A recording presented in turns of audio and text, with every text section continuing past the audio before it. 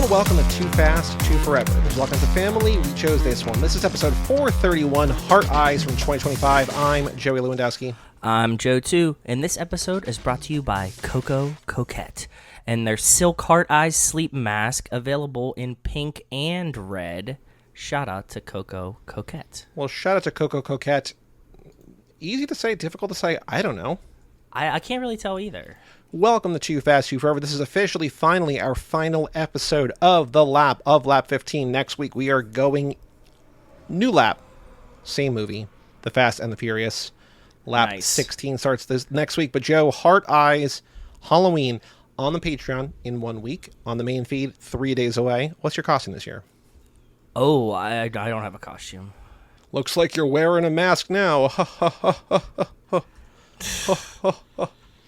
Heart Eyes is a movie that came out earlier this year. Do you have a costume? No, I don't have a costume. Okay. Well, so Margaret and I had an idea last year because she loves the movie What About Bob?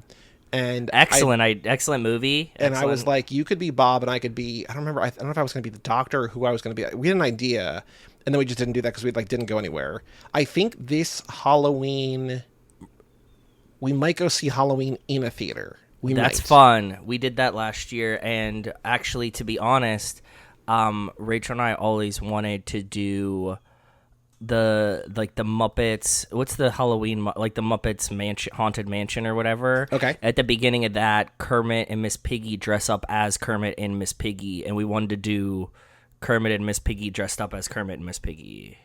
Kermit is dressed as Miss Piggy, or does he dress as himself? No, Kermit dresses as Miss Piggy. So we wanted to do Kermit as Miss Piggy. Very cool. Miss Piggy as Kermit. I thought that would be the funniest thing ever. But we haven't done that. We have no plans to do this anywhere in any capacity. Got it. Yes. I don't know what we're going to be because as we're recording this, we are a month out because we are still getting ahead of the wedding. But yeah. I also don't think that we're going to dress as anything, but, who knows? I think once, years down the road when there is a child, then there will be family costumes and so on. But for now, I don't know. We got nothing. So Hard Eyes came out earlier this year. It's a Valentine's Day slasher. You saw it in theaters. I saw it in theaters, but you guys saw it in theaters as well, right?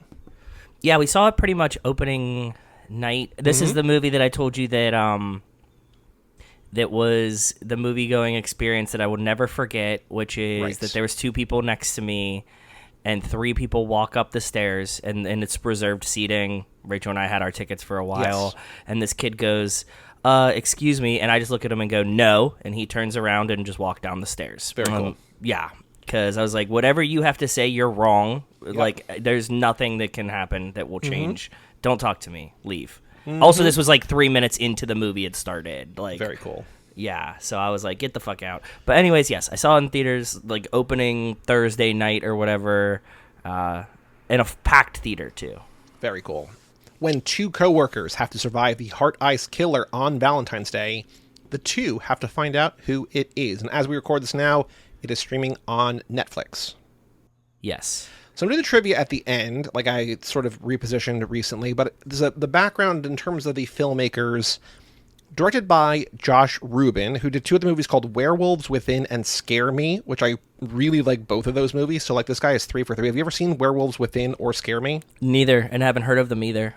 They're both very good. They're both sort of small. This feels like, I think this is still relatively small in terms of a Hollywood movie, but this is a much bigger production, I would say, than either of these other two. Scare Me, I think, is literally two people in a cabin. Fun. It might have been a COVID production, and then Werewolves Within is a slightly bigger than that, but smaller than this movie. Highly recommend both those. I think they're both really good. If you liked Hard Eyes, I think Josh Rubin has sort of got the goods. Written by Christopher Landon, who wrote and directed the Happy Death Day movies. Okay, yeah. He also wrote Freaky and Disturbia, also written by Phil Murphy, who wrote Hitman's Wife's Bodyguard, and Michael Kennedy, who also helped write Freaky. But Christopher Landon's the big name there because Happy Death Day is great. I love that movie. Yep. Produced by a bunch of different people. Christopher Landon, people that I don't know, who don't have many credits. And then a couple, a production team, Greg Gilreath and Adam Hendricks, who did 3 movies that are good. Surprisingly good. There's Totally Killer, Cam, and Voyeur. So, there's producers, writers, directors. There's, talent here in terms of, indie-ish horror and stuff from the last 5 or 10 years. pretty good pedigree here, as far as I can tell. Budget of $18 million, made $33 million, 78% of Rotten Tomatoes. The consensus, a mixture of gory slasher and sweet rom-com that ingeniously nails both formulas. Hard Eyes serves up a bloody Valentine that'll make the heart skip a beat. And there is one crazy credit, which is just the credit scene that we see. Yeah. Did you stick around for that? Yes. Yes. But what did you think of Hard Eyes, either the first time, the second time, if it changed, if you liked it more, if you liked it less? Because we were both looking forward to rewatching this. But what did you think of Hard Eyes? I really liked it the first time in theaters. It was a great time. I had a really good time. Last night we rewatched it, and we're doing some boozing, and it was just as fun as I remembered it. Very yeah. cool. Great movie. I really enjoy it. I think Jordana Brewster does great in it. I actually really like the two main characters as well. Mm-hmm. The kid, we looked him up. Was he was just in like some movies? He's been in a bunch of stuff. The guy's been in a bunch of stuff. He's been in Scream, I think 6 and 7. Scream is what we totally recognized him from. The girl, or 5 and 6. 5 and 6. Yeah. The girl, I didn't like really recognize her, but I think Rachel knew her for something.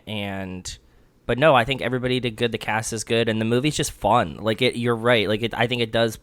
It's a hard line to balance a rom-com slasher, but they kind of do both pretty decently, I think. Yes, I agree. I liked it a lot in theaters, and I liked it more last night. I think. Oh wow!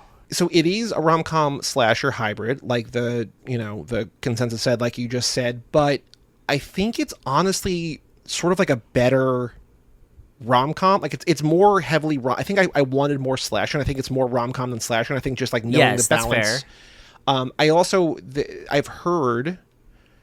A way to describe, like, because there's a lot of like horror, like this is horror comedy, it's also the horror rom-com, it's like whatever.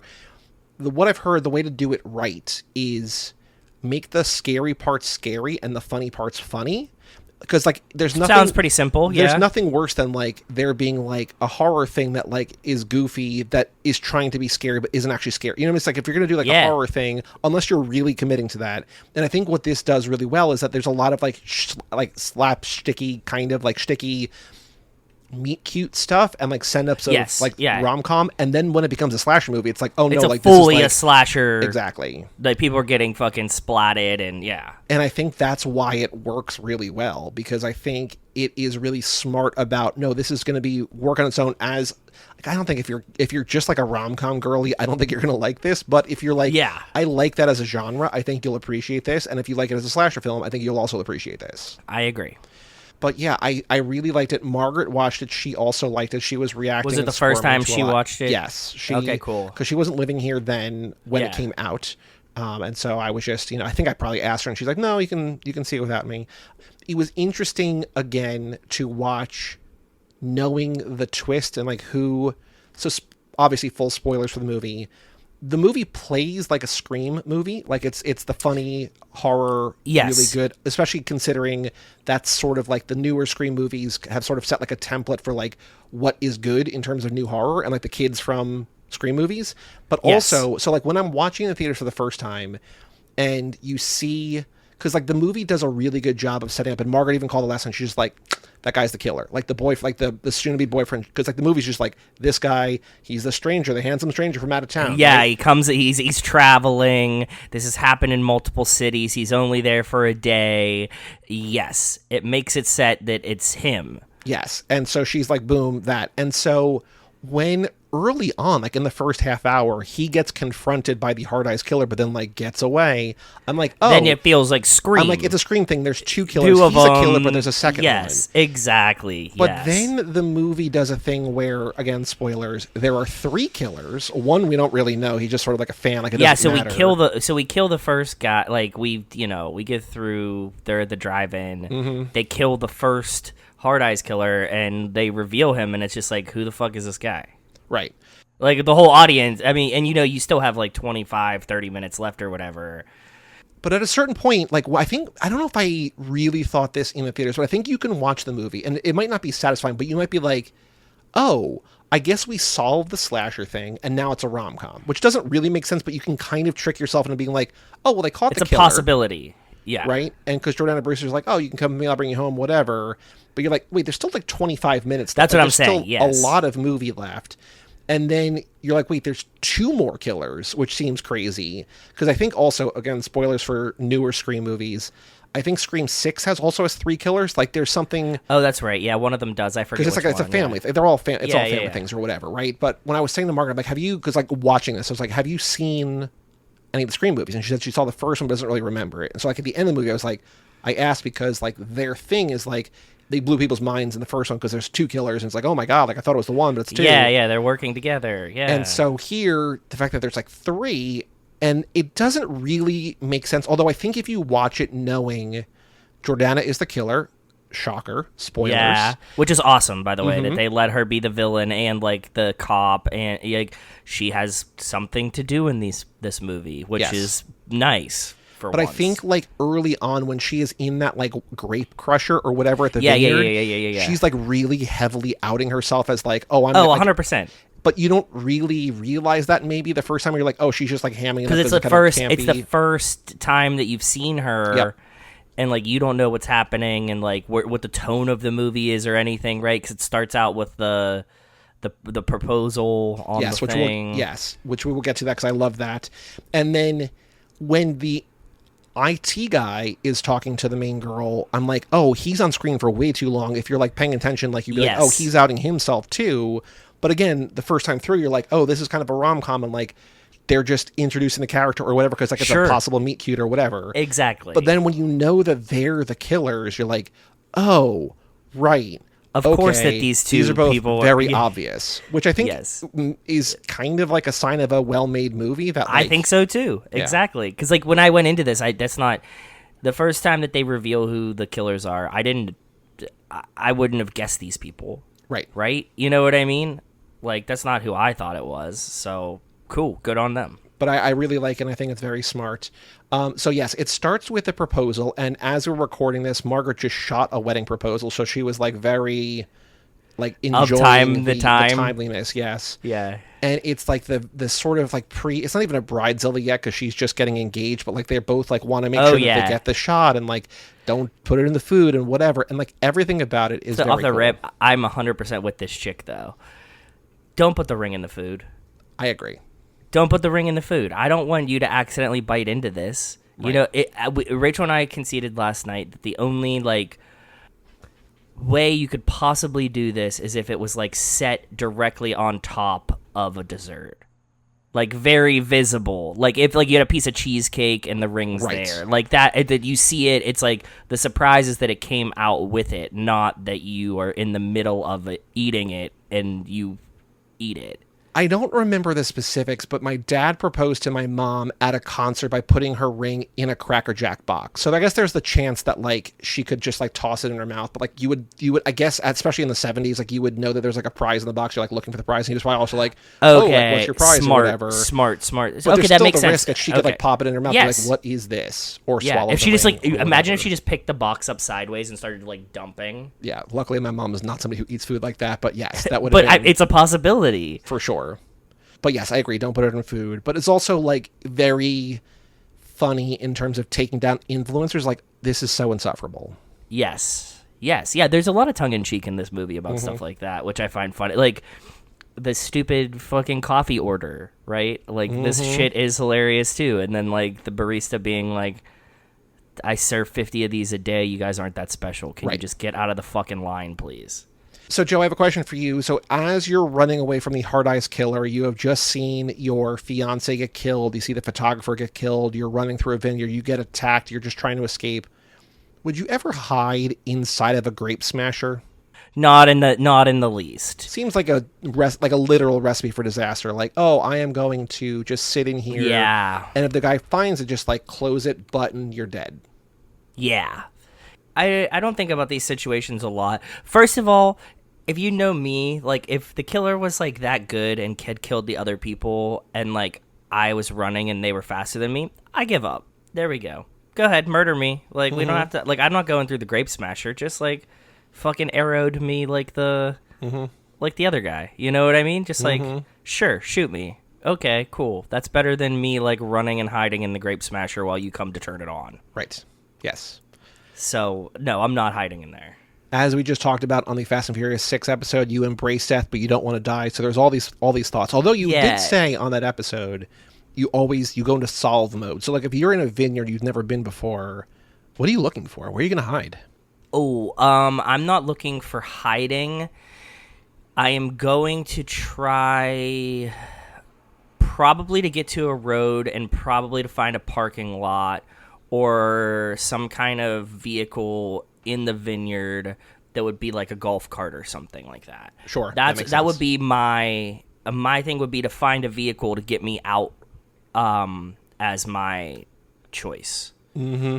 That would be my first but I'm saying if I got to if I made it and I'm like getting towards this barn, it's definitely not going to be jump inside the grape smasher. Right. That seems like a very devastating place to hide, but also, it works for the movie.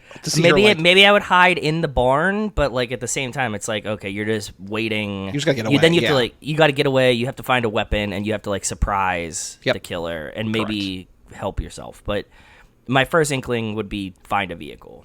Yes. And so as they are investigating that's when we first meet Jordana Brewster and her partner, played by Devon Sawa from the original Final Destination, also from Casper, one of my favorite childhood movies. Also, I think Jordan Poland Clark's one of her main childhood crushes. I think they talked about him a lot. Why is he the sexy Casper ghost? I'm guessing then. Mm-hmm. Okay, he's the boy before Casper dies, becomes, and then he's the voice of Casper. Yeah. And this is we don't get it yet. We get it later, but we find out, which is also wonderful. And they said that this was an idea before they cast Jordana Brewster, but they are agents Hobbs and Shaw. They're agents Hobbs and Shaw, and when they stop her and say we're detectives or agents Hobbs and Agent Shaw, she even says like the movie, and they go, I don't know, we haven't seen it. Yeah, which is also very funny to think if Jordana Brewster has not seen Hobbs and Shaw, if Vin Diesel says, hey, don't watch that movie. That's funny. No, I never thought that.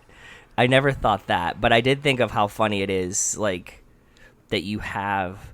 Didn't we have Jason Momoa reference Fast and the Furious at one point? Didn't we see talk about a movie that he was in and he references the Fast and the Furious? There was one of them that referenced Fast and the Furious and then later became. I have a list on Letterboxd called movies with the references to the Fast and Furious. I have 20 of them. One of them I have not seen, which is Shazam 2. I don't know if there's a Momoa movie, but there's a John Cena movie in Blockers, because the entire time there you go, something like driving, that. Ike Barinholtz is what would Vin Diesel do? Yeah, WWVJD. Yeah.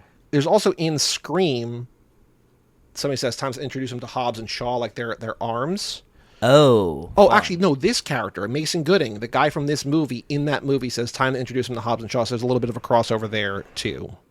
But my question to you is, so Jordana plays Agent Shaw, Janine Shaw, which is important because of a ring later, but do you think, so in this movie she is part of the Shaw family, do you think Dom, not Vin, but Dom, the character in the Fast and Furious, would be more upset if his sister married into the Hobbs family or the Shaw family? Ooh, that's a really good question. Because we know that Vin hates The Rock, ostensibly, maybe, probably. Yes, yeah. But in the movie, it's cop criminal, they're not buddies, but they're whatever. But again, theoretically, Deckard Shaw killed Han. There should be anger there. But if we wake up one day and it's Mia Shaw or Mia Hobbs, which of those drives not Vin Diesel, which of those drives Dominic Toretto a little bit more crazy? I think the character of Dom Toretto would play like he hates Shaw more, but I think he has more respect for Shaw. Okay. And I think that he would treat The Rock much like he treats Brian and just be like, you silly buster. You know what I mean? That kind of situation. In reality, yeah, I think Vin would probably hate if she ever married The Rock, though. Yeah. I think that even if that was a real life thing, that if it was just Jordana Brewster married The Rock, I think Jordana Brewster is now out of the franchise. Probably. Or she's intercool as well. Yeah, she's intercool. She's already pretty intercool with Brian being dead. So if she married The Rock, Vin would be okay, don't need you guys anymore. I think that would be egregious enough in Vin's eyes that he would recast Mia. That's how bad I think it would be. To be oh no, she's just with Brian again in this movie. I don't think they would recast her because there's one movie left. Just oh yeah, no, Mia's with Brian again. Also, that's fair. I'm saying if we went, Yep. Mm-hmm. If we went back. Yeah. Like, there's a possibility that you'd be like, oh, like, all of a sudden, like, now she's just, like, a different actress. And you'd be like, oh, damn. So while she and Agent Hobbs are doing all the cleanup and sort of the slasher side of the movie, they're also talking about, like, she's on the dating apps and she's talking, there's a little bit of a rom-com thing there too, but she's like talking to, like, everything she's saying about, like, the kind of killer this is, like, exactly is the type of person she is. I guess, like, later in the movie, I was like, why is she on the dating apps? But I guess they're just like, whether it's like swinging or whatever, but they're looking for fans to, like, bring into their throuple. Yeah, they have a loosey-goosey. But they're probably not on, like, Tinder or Bumble. They're probably on, like, Field, which is, like, the kink fetish one, right? Which is, like, we're a couple who kills people. Like, who wants to be our throuple? Exactly. But on the rom-com side of the house, we go to the girl. I actually don't know her character's name. It's Olivia Holt plays Allie, and Mason Gooding plays Jay. And she is an ad exec who... I said to Margaret, I was like, can you imagine breaking up with a guy and then having Instagram notifications of when he posts stories? She's like, absolutely not. Unhinged behavior. That's insane girl behavior, yes. But it's funny because they feed that to us as that she's just, like, quirky. No, I think the movie kind of makes it, because, like, her friend, who is very funny, and I don't know if I know very, her from very stuff, funny. She's great, yeah. That is Monica, played by Gigi Zimbardo, who's from Pitch Perfect 2, apparently. I think the entire time she's just like, girl, you're crazy. Like, that is also not. But also, you know, in the movie, she's just like, I'm a sugar baby. I have a sponsor. He's not a sugar daddy. He's a sponsor. I love him, but he's got arthritis. Yeah. But the entire time, she just like, this is not help. Like, you got to, like, nail this guy, get rid of this, stop having notifications. I can't relate to this. I'm not this. Like, if I'm done with a person, I'm done. Like, well, yeah, but... She's not so done. I can't. She's not done. Yeah, she doesn't have any closure. Yeah. But I do like all the rom-com trappings of, like, the guy she has a meet cute with at the coffee shop is the guy who is maybe taking her job or going to get her fired. And then there's also the, like, hey, let's just have a work because you dinner. didn't say it. The thing that she like, so there's the hard eyes killer that's going around. Yes. And she's like an ad exec, and she releases her pitch for this perfume like commercial. Eternal love through death, basically. Yeah, which is essentially just like them all getting murdered. It's Romeo and Juliet, it's Titanic, and it's Bonnie and Clyde, where like 5 of those 6 people all die. Yeah, and it's while the Hard Eyes Killer is like apparently rampant again. And they're like, this is really tone deaf. You can't fucking do this. And she's like, but I'm still following my ex-boyfriend on Instagram and I feel sad. Yes. Again, Mason Gooding, who plays Jay, who her friend describes... Like, she brings up a picture of him and just says, my basement just flooded, which is a very graphic and funny way to say that I got wet at his looks. Yeah. I like he's, like, very naive. Oh, like, let's just have a work dinner tonight at this very fancy restaurant in town on Valentine's Day. Whoops, I guess you have plans, yeah. And so they just happen to go there. But again, like, that's the part of the movie where, like, oh, he's the killer, and he, like, is luring her or something. Of course. Like, there's something here. Even though, like, of course. Hard Eye Killer he's playing very couples. good... He's playing very sinister in a great way, because it's like, it's so naive and like so like romantic that you're like, this guy can't be real, right? Like, that's it, which plays really well. It's a great acting job and a great character. And they essentially have like the Anyone But You, the Sydney Sweeney, Glenn Powell thing, where like they're going to pretend that they're together to make her friends jealous, but then they see, like, the Hard Eyes Killer sees them and they're like, no, like, so the entire movie they're like, no, so no, she runs into her ex-boyfriend as she comes out of the restaurant, and they're like instantly like, we're gonna make out now. He knows that she's hung up on him still for some, because they talk about it, right? And so the Hard Eyes Killer sees them, and so she's like, no, you only kill couples. We're not a couple. I promise we're not a couple. Stop trying to kill us. Yes. Which is actually a really funny premise too. That's like they keep running away, being like, "We're not together." You know what I mean? Like, that's actually really fun. Yeah. And they take the love taxi back to her apartment. They go inside, and the Hard Eye Killer is inside. And again, you're like, oh, so he must have known to like bring her back or whatever. Like, he stole her key, and he has to get inside or whatever. Yeah, she doesn't have her key. Yeah, exactly. But then, you know, much later, no, that's not actually the case. But like, this is like a really like good, thrilling kind of like set piece where there's a Hard Eyes Killer. Like, she's trying to hide the vibrator from him. Yeah. And sees the Hard Eyes Killer in her closet and throws it at the guy's head, or Jordana's head, or the other guy's head, or whatever, whoever it is. I think they announced at the end, or they reveal at the end. Yeah, they reveal like which one is. It was the guy at this point. Like they like show you like it was me here and her here and me here. And so they get out very barely, and then they go to this like abandoned sort of nighttime off-season amusement park, which has like the sort of the haunted carousel, which is a very cool set piece as well. I have that in my notes too. I really like the haunted carousel. Yeah. And then this is the part of the movie where you're like, oh, I guess I was right the entire time, because they're like, no, we caught the Hard Eyes killer. It's him. He was wearing the mask and had a knife. And it's like, well, how does that, like, what? And they bring him back to the station. They're interrogating him, and she's like, that he's not. I was with him all night. But I'm still wondering why was he wearing the mask? Or he was just knocked out and they just put the mask on him and ran away, I guess. I think so. Yeah, it just framed him. That's what I'm guessing. Probably Jordana, that sly fox. Yeah, she looks good here too. I think so. We also talked about here where the IT guy is hitting on her like, hey, I'm going to shoot my shot or whatever. And like, it's going on way too long that you would think that he's in the movie for a reason. But this is also the first time where we really see the Hard Eyes mask. But like you're saying, with her keep saying that we think that this guy, Jay, is the killer. Mm-hmm. This is a Valentine's Day movie. Mm-hmm. She like, maybe this IT guy is like her real like love interest at the end, and he saves her or whatever. Yep. Mm-hmm. Yeah, so like it's written well. It does good. It is. I agree. This is the first time we really see the Hard Eyes mask in effect, and like I like that the eyes light up, which is very cool, and also very, very cool. That it doubles as like night vision. Like it is really cool. Yeah. I also think that like the costuming is great. I think that they do the really good. Good for the Hard Eyes. I like that the other kids like the scream of like the kids have it too. You know what I mean? Like so you never really know. That mask would be a really good, like the Scream mask is like an iconic Halloween mask. I think that mask could be good, but like they chose to put this out during Valentine's Day where they. I agree. It would have done numbers. It would have done numbers if it would have come out. I just in the don't summer. think it's known enough. But yeah. I think it'd be cool.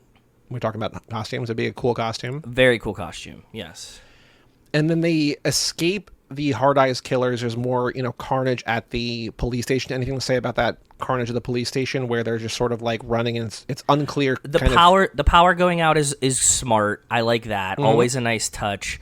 I like the grumpy lady at the front desk. She plays foil really nicely. You know what I mean? That's good too. I sent you the screenshot of the IMDb thing when they talk about the HWW, which is the hysterical white woman, but on IMDb somebody wrote it as the historical white woman, and it's just like, come on, guys. No. What are we doing here? But yeah, she's really fun. Margaret said that that was very hot fuzz because she's doing a crossword puzzle. Yeah. She's like, 5-letter word for a dog that ends in H, and Allie goes, bitch, and she goes, what? Yes. Yeah. Excellent. Yeah, like a lot of this stuff is very fun. Good delivery. Back to your point, like of them doing the horror parts horror wise, like lights out, lights flickering, this kind of shit, chasing through hallways, plays scary. It doesn't seem corny, it doesn't seem bumbly, like, and for everything else we had just said, that like this lady's funny and like that's a good line, and like Jordana Brewster, hysterical white woman. Like, all of those things are good, and then it becomes, like, slasher chase, So you also hear off-screen, like, gunshots and gunfire, and you're like, oh, they must have gotten the Hard Eyes killer, but, like, it's Jordana shooting the shot, so obviously she's not going to kill her partner, but you still think that, like, oh, like, he either got away or we got him or whatever. So, again, it's very not knowing that she's to blame or she's, like, the bad guy there. Like, it is very effective. Yes, I agree. So then they go to the drive-in movie theater, what they call the all-you-can-kill buffet. Yes, excellent title. And I also think that a drive-in is a great set piece for a slasher. Yeah.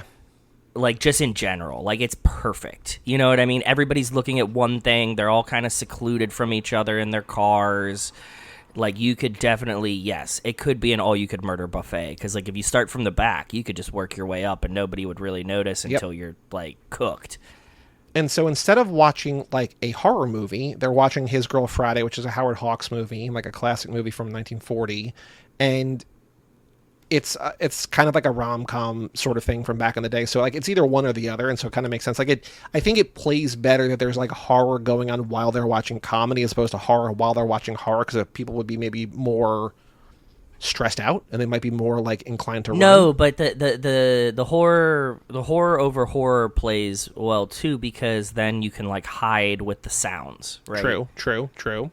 So that's why, but I mean, either one is effective, and I think it's funnier. And the tone of this movie, them setting it to a rom-com, like a classic rom-com, is much funnier than them setting it to Halloween or something. Yes. Scream, right? Right. And they have what I think is like always sort of a hallmark, something you look forward to in a slasher movie is like what kind of cool kills are there. And the Hard Eyes Killer takes like one of the tire irons that's like the four, like the sort of the spokes, like the four directions, and he jams it in the mouth of a woman or a guy who's like down, right? And then pulls the other head and slams that down. So he gets like a double kill with this. I'm like, that is gruesome and like very cool. Very cool. There's a lot of great kills in here. But Rachel mentioned Chekhov's metal straw. True, which eventually we get there at the end. Because they bring up this metal straw like 3 times. And she literally says it's not a weapon. Yeah. But they keep bringing it up. Like she like does it in the coffee shop. She has it at some other point. Yeah, like all the metal straw shit. Yes. They repurpose the tire iron for defense, but eventually they impale the Hard Eyes Killer with a machete with his own weapon. And there's a line like, "Thanks a lot, Jay, you got it in my mouth," which is like a little bit of a double entendre, but talking about like the blood. And there's also this through line where she was supposed to be like we talked about on Novocaine, the Patreon bonus episode, $1 a month, go check it out, about how like he had all this medical, like he was not squeamish because he like just read all these books and like had this history of stuff, and like she is similarly like she wanted to be a doctor, but she is squeamish, and so the all movie long she can't like do blood. Yeah, she's getting over her fear of blood slowly but surely, which is really funny. I thought that in the most Fastnection of Fastnections, that's Mia Toretto that never went to medical school, and you have this girl that never went to medical school. It's true. Very true. So I was like, wow.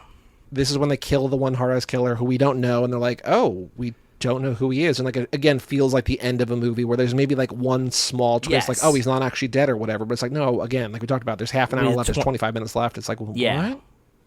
It comes too early, and this movie's not long, so yes. No, it's like an hour 35, including credits, which is great. Like, it's perfect. Dude, I said this in the Discord chat the other day. I'm so glad we bullied these.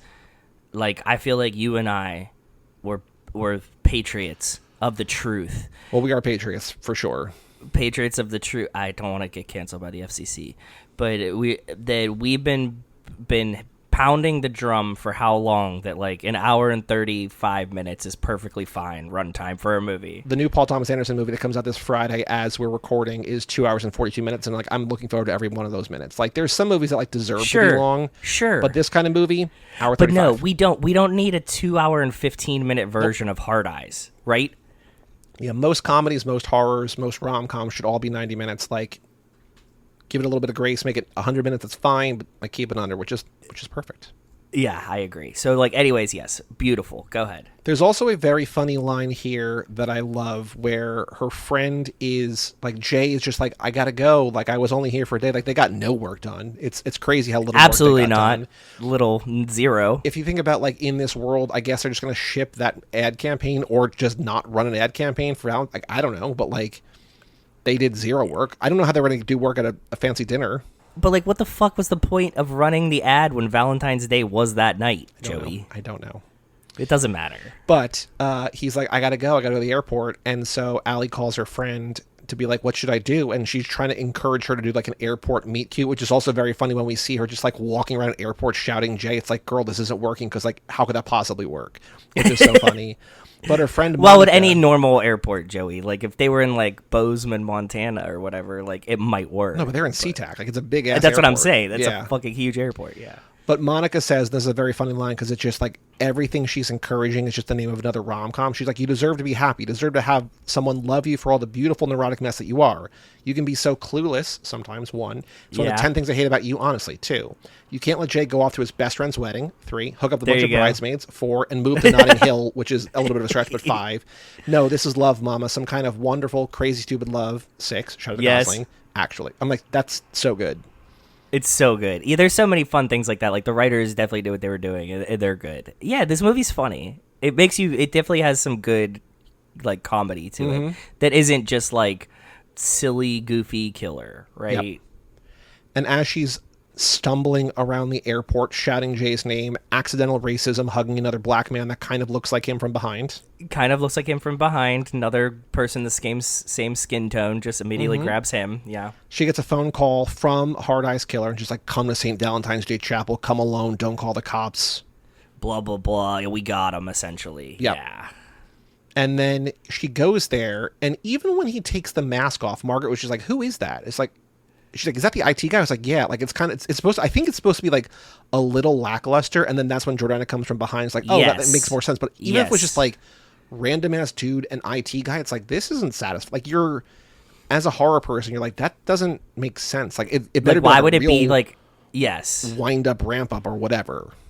Yes, exactly. Like because you saw this person, and as we say now, we saw him for way too long. But like, it's not like we saw him throughout the movie. You saw him once, and like, okay, cool. What does he really care about her about, right? Because that's also the thing where in a movie, like in a slasher or a murder mystery or a thriller or whatever, like to have a satisfying ending, the villain or the bad guy or the criminal or whatever should be somebody you know, because it's like, oh, if it was just like random ass guy we didn't see, that's not satisfying.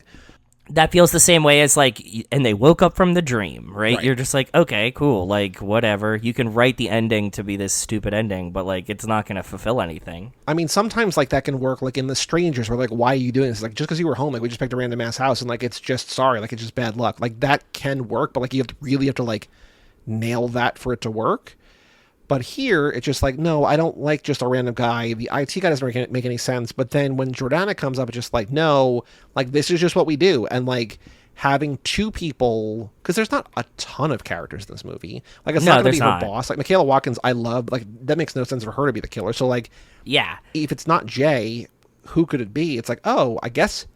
Like, I don't think I thought it was Jordana when I saw it in theaters. Did you? I didn't think so. No, that's what I said from the beginning. Like, I didn't consider her to even be an option. But, like, when you think about it, like, now that we have all the clues, yeah, you're like, of course it was. Did you expect her to lick his face in the movie? No, but that's a good move. That's an awesome move.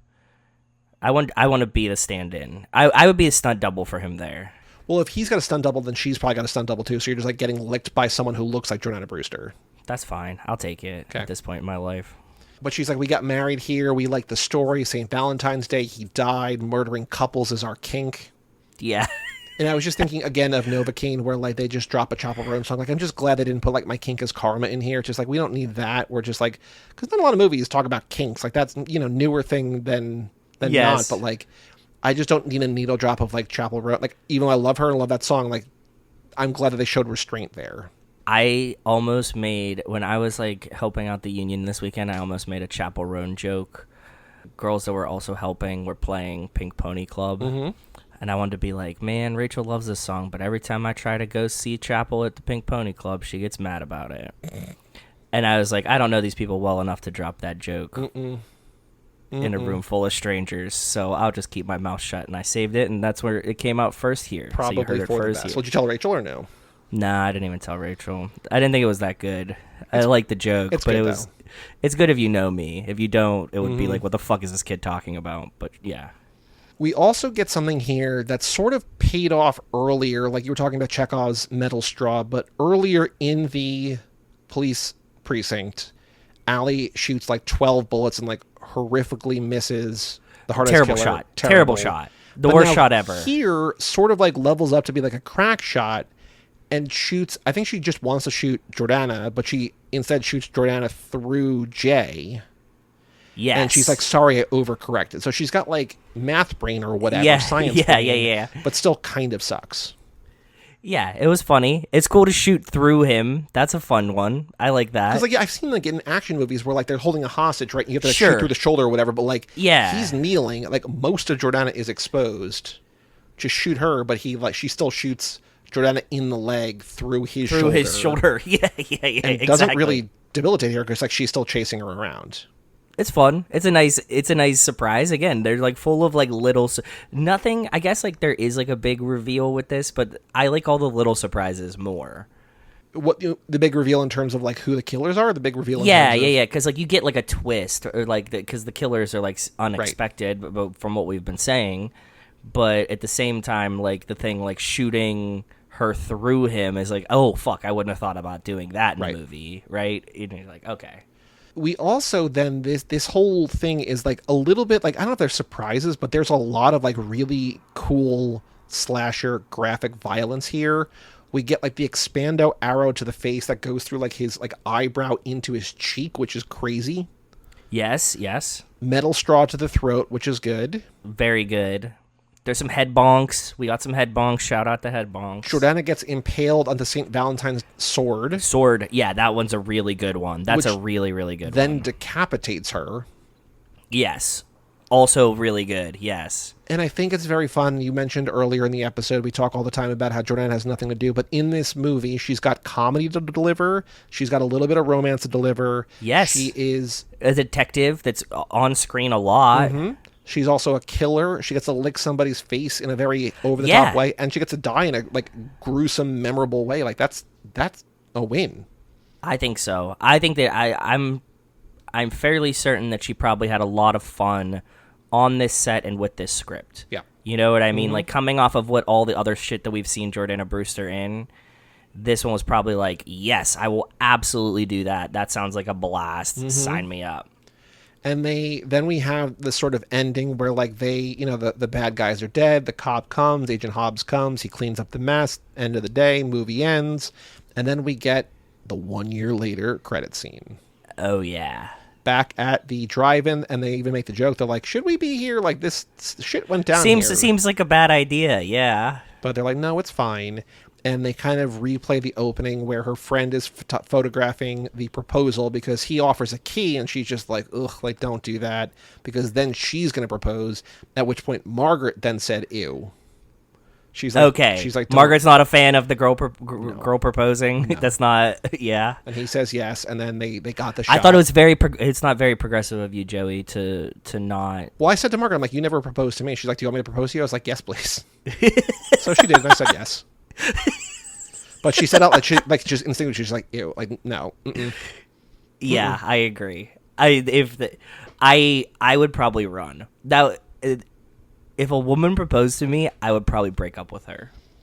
Well, you're not a soft, Gen Z, Gen Alpha boy like Mason Gooding. No, I'm not a Gen Z romantic like this boy is. I'm not. Like I'm serious though. Like I think that if a woman would have been like here and like opened a ring box, I'd be like, you don't understand me at all. That's fundamentally opposed to like all of my views. Well, I'm just trying to think now also, like the movie doesn't really set her up as like kind of like the alpha in the relationship. No, not at all. Like they're, if anything, they're kind of equal, but like, I don't know.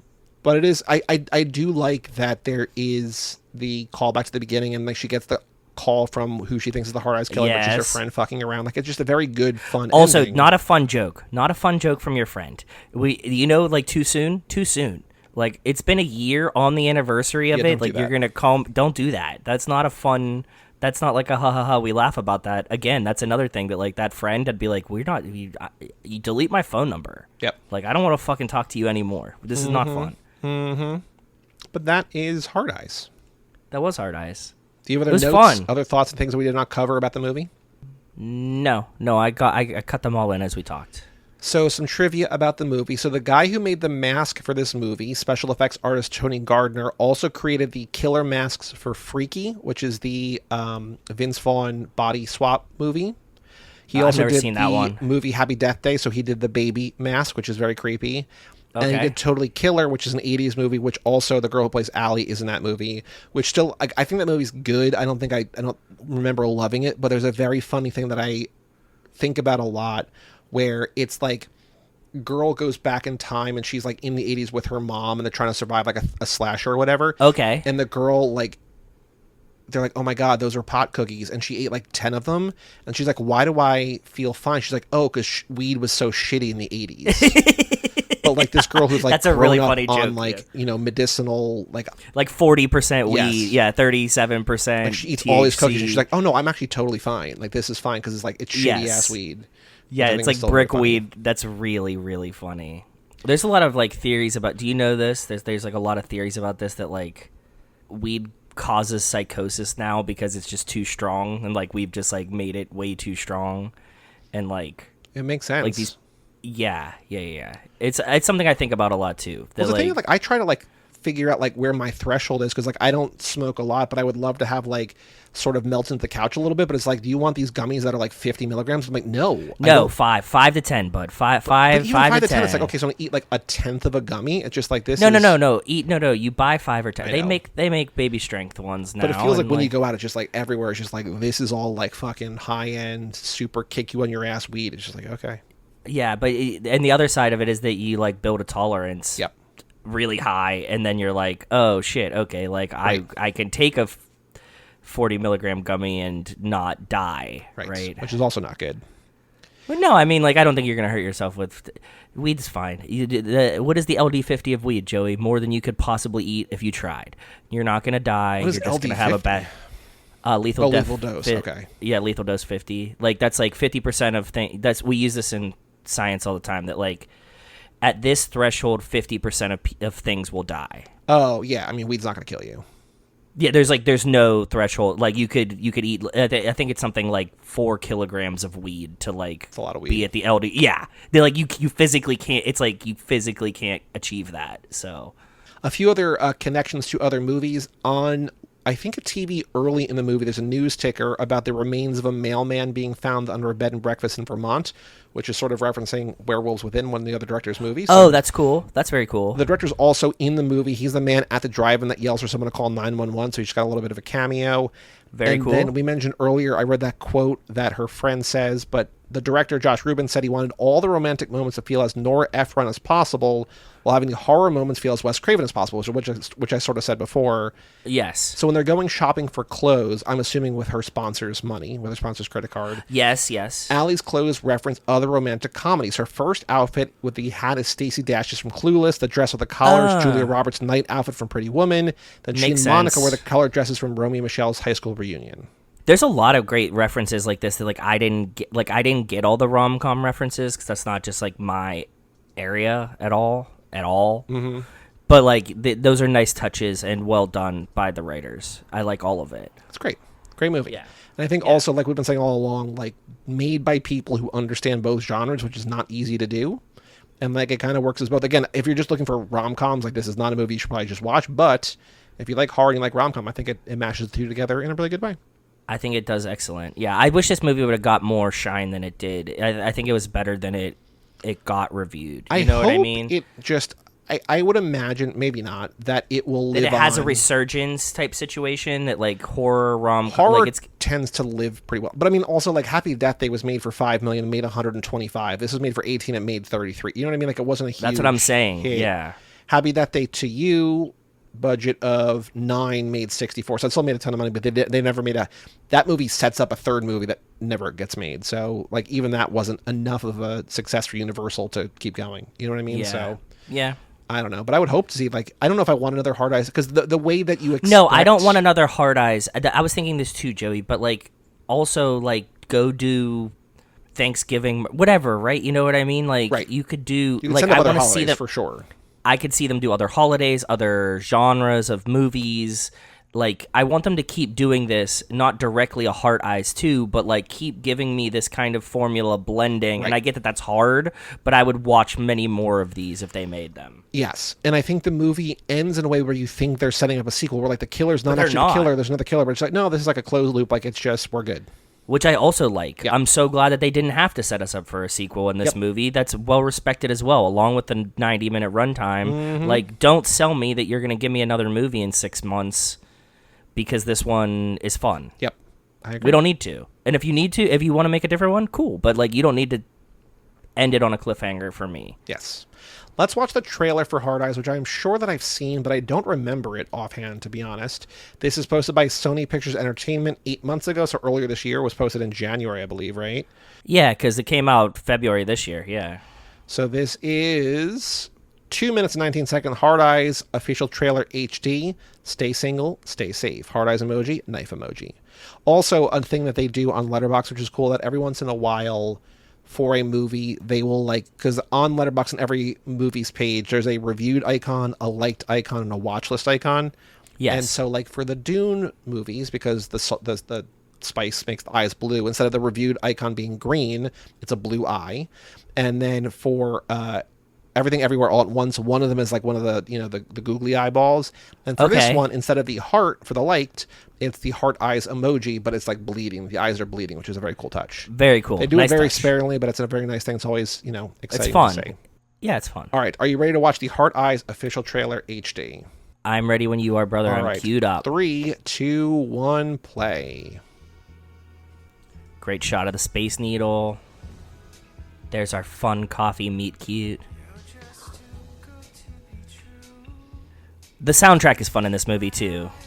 It is very, yes. And this, I also like that this is just purely setting it up as a rom-com until there. There, yes. And they also don't show you the throwing the... dildo. Yep. Very The cool. light up mask is fire. I agree. It plays really, really I can also well. see, like, we're talking about, as a Halloween costume, like, you could probably get one for, like, $20, but if you want the light up, it's, like, $80. It's like, you should spring for it, because it's very cool. Yeah. Couples on Valentine's Day. With no motive yet uncovered. Uh-oh. What do they get? Here we go. Oh, we get the squishing in the trailer? Okay. This is a very good... Because we watch a lot of trailers that spoil a lot of shit, and this is kind of, like... It's teasing it. Sparingly. It's not spoiling it. Yeah. They're giving you what it's going to be, but not... The producers not will ruining scream. it. Yeah. Haunted merry-go-round, top tier. They picked great set pieces. Mm-hmm. They just really did. Yeah, I would say, like, I think I like this more than the other two, but I really, again, like Scare Me and Werewolves Within. So if you and Rachel want to watch more movies, especially because they're both... I was going to ask you for some recs today, and this is horror. good. Yeah, they're both... And they're also, like, both a little, like, sort of a twist on it. So anybody out there, all you guys, watch those. Yeah, terrible shot.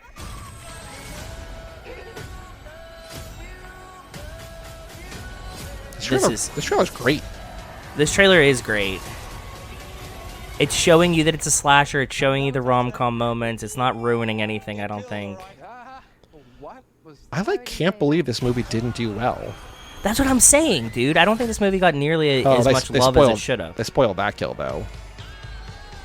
And the heart through her, beautiful. Yeah, excellent. Good trailer, too. Wow, we don't get too many that are like, that is good. That was a good trailer. Romantic movie during Valentine's, no. Horror movie during Halloween, no. Horror movie during Valentine's, yes, says Hitmaniac on YouTube. I don't know, man. The top comment is, finally, a serial killer I'm safe from. That's pretty sad. That's... fucking pick me. Jesus Christ. All right, Letterboxd game. For reference sake, Mad Max Fury Road, 2.7 million. Still at 2.7 million. Hard Eyes, which came out this year, directed by Josh Rubin, starring Olivia Holt, Mason Gooding, and Gigi Zimbardo, and Michaela Watkins and Devon Sawa. And Jordana Brewster has been seen by how many people? 56,000 people. You are too low. Oh, 78,000 people. You are too low. One more guess. 88,000 people. 230,000 people. Wow. I don't know. They didn't see it in theaters, though, because this movie did not make the money, but... That's what I was thinking. Yeah, I mean, I was playing that a little bit into it. I was like, I think that people would love this on Letterboxd. It's kind of quirky and has, actors that they would like and stuff, but at the same time, it made no money. I will also say average rating of a 2.8, which is not very high. Not at most all. common a 3, then a 3.5, then a 4. Mark Hoffmeyer gave it 3. Dr. Chris Podcast gave it 3. Fan favorite Garrett Smith gave it 3. Our boy over in England, Liam, gave it 3.5. Tara gave it 3.5. How many of those 230,000? So people are like 3.5. I don't know what's bogging down. One of the most popular review is a 1-star review that says somehow they both gave Senorita awesome. And Senorita awesome is from Scream Queens. So I guess sort of gay and campy, and maybe it's not. I mean, I love Scream Queens. I love this movie. I don't know. I don't know. I like this movie a lot more than 3 and 3.5. I'm actually surprised that our friends I'm surprised that we didn't catch Chris Podcast or Garrett or Mark, one of them, to be like, yo, this movie fucks, right? I can see. If I would have had to guess, I would have guessed one of them gave this 4.5 and was like, I really liked it. You know what I mean? But you know who gave it 3.5? Who? Who gives every movie 3.5? Aaron Neworth. Aaron Neworth gave it 3.5 stars, baby. Yes, he did. Out of those 230,000 people, how many have this in their top 4 favorite films of all time? Again, keeping in mind Not to sway things. We're entering spooky season. It's officially Hooptober. Okay. 75. You are too low. 165. You are too low. 243. 176. 176 people have this in their top That still seems 4. high. That's cool. Pretty high. Okay, good. I'm happy for it. We are going to go to, I pulled this a while ago. I want to see if it's still in their top 4. It is. Okay, good. Cool. All right, perfect. We're going to go to Austin, and like Austin with 2 N's _ at Austin N _ on Letterboxd. Gave it 5 stars. Hard Eyes is a brilliant mix of rom-com and slasher that almost feels like it was made specifically for me. Kept me guessing on the edge of my seat for the full runtime. Never felt like it was overstaying its welcome, and all the jokes and comedy in the movie landed super well in my opinion. Love the leads. And Josh Rubin's direction in the film was wonderful. It's really no surprise he could make a really funny, entertaining movie. But wow, this movie truly went beyond my expectations and delivered. If you're a slasher fan, especially a Scream fan, this movie is a love letter for you. Funny, exciting, thrilling, and an amazing watch. 5 stars. Scream. Close. Scream 2. Scream 2. Okay, thank you. 3 favorite movie of all I time. love Scream 2 as well. I really, really I like Scream 2 a lot, and I pitch this all the time because like I like that it goes meta immediately. Mm-hmm.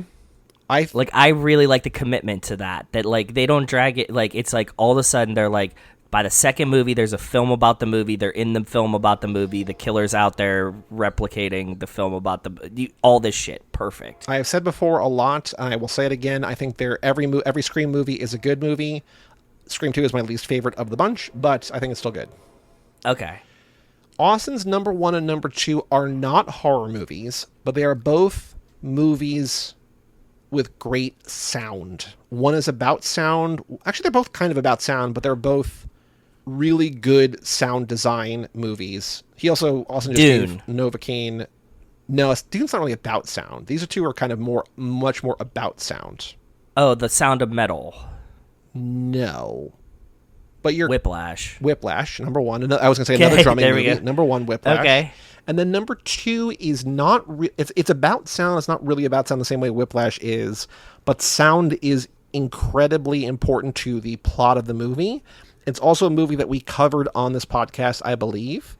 Oh, I was gonna say, fuck, what was it? Coda is what I was gonna guess, but no, you took me off of it because we never covered Coda. Go ahead. I'm proud of you for remembering we never covered Coda. This movie is a Letterboxd darling. It's been seen by 3.8 million people. About sound, but not really about sound. We covered it. 3.8 million people. 3.8. I don't know. You need to give me a little something else, like something. So it's a huge movie. Is it a Marvel movie? Is it superhero movie? No, it is starring Spider-Verse. 2 canceled actors. Okay, so Armie Hammer. No, actually, I don't know. No, wait, hold on. Let me. Is blank canceled? I'm just gonna Google this. Nobody's canceled anymore, Joey. We killed it. Okay, he had sexual misconduct allegations that surfaced in 2020. The second actor is real canceled. It's real canceled. Okay. And an actor that you loved / love. Kevin Spacey. Uh-huh. So is it American Psycho or American Beauty? Sorry. We didn't cover that. No. It's also not we about didn't cover sound. American Beauty. About sound. Kevin Spacey about sound. What is that? The tagline tagline is all you need is one killer track. Is it 3.8 million people have seen it. What? All you need is one. Is it Bohemian? Is he in Bohemian Rhapsody or something? Did not cover that. No. Another movie this director made, I referenced earlier. Margaret referenced it last night, and I quoted her. This guy has never made a superhero movie, but he made one that's basically a superhero movie. He was also tied to a couple Marvel movies that fell through. I don't know. He's got another movie Kevin coming out this Spacey. fall. Kevin Spacey's not the lead, but he's the second lead. I can't think of any Kevin Spacey movies right now, and it's about sound. Kind of. I mean, kind of. Yeah. Okay. You'll know what I'm talking about when I say it. All you need is one good track. All you need is one killer track. Killer track. Yep. I don't know. What is it? Tell me. We covered in the heist lap. Oh, shit. What is it called? Unusual Suspects. Nope, we did not cover that movie. Fuck. He's also, I would say, Kevin Spacey's the star of that movie. Okay. This movie came out in 2017. I don't know. What is it? I don't remember. Also, someone from Hobbs and Shaw is in it. Someone from Hobbs and Shaw is in it. I don't know. It is a movie. After being coerced into working for a crime boss, a young getaway Baby Driver. Baby Driver. Fuck. Ansel Okay. Elgort, soft canceled. Kevin Spacey, hard canceled. Yes. Not really about yes. sound, but all of his stuff is set to music on his iPod. Yes, makes sense. Yes. You're Directed by absolutely Edgar right. Wright, It's who has Baby. not done a It's superhero movie, but did Scott Pilgrim, was almost doing Ant-Man, but that fell through. I think there's another one that also fell through. No, you did good, because Baby Driver is one that I should have gotten quickly, and you made it competitive, and I didn't get it. So thank you. I will also say, looking at my Letterboxd reviews, I gave Scare Me, which came out in 2020, 4 stars. Okay. The genres for that one on Letterboxd are horror comedy. And then Werewolves Within, I gave 3.5 stars. And I said I like Scare Me more, but I think they're both really good. That's also horror comedy. And that one is starring Sam Richardson and Milana Weintraub. Sam Richardson from I Think You Should This name Leave sounds familiar. and Yeah. Detroiters, and he's also Richard Splett on Veep. Milana Weintraub, you might know as Lily the AT&T girl, but I knew her as a YouTuber way before that. And then Scare Me stars Aya Cash, who is, you might remember maybe from Wolf of Wall Street, but she's also in You're the Worst on FX, which is a great series, and also that movie stars Josh Rubin, who is the director. So it's him and her together. I think that was a COVID production movie. Okay. But Scare Me and Werewolves Within, both really fun. Werewolves Within, they're both on AMC Plus, which I don't think anybody other than me has, but Werewolves Within might be on Hulu also, but they're all out there, so you could just watch them wherever. But that was Hard Eyes. That was fun. I'm glad we finally got to talk about it. We definitely, feels appropriate because we should have fucking covered this movie when it came out. Yep. And I will also say thank you to the patrons for picking this movie. Always. We gave you a Thank you, guys. pick of like 4 different horror movies starring family members, and you guys picked this one, so thank you to that one. And also, speaking of you patrons, shout out to Alex Ellenen, Justin Kleiman, Brian Rodriguez of Fatherhood, Wes Hampton, Jerry Robinson, Dan the Duke, Hayden Renato DiDonato, Michael McGann, Lane Middleton, Lindsay Lewandowski, Jason Rainey, Tom Price, Josh Buckley of Full Auto Wolves, Michael Moser, Christian Larson, Tara Newen, Aaron Lozen, Natalie Absolute, Randy Carter, Alex Walsh, Jack Haley, and Jessica Collins, a.k.a. Montez. Thank you all for supporting the $5 a month level or above. And for all things Too Fast, Too Forever, go to cageclub.me, Patreon page at toofast2forever.com, and our store at cageclub.me/shop. Join the Discord. Email us, family@cageclub.me. As you hear this, we are 2 weeks away from our next Life in the Fast Lane, so we'll have emails on that episode.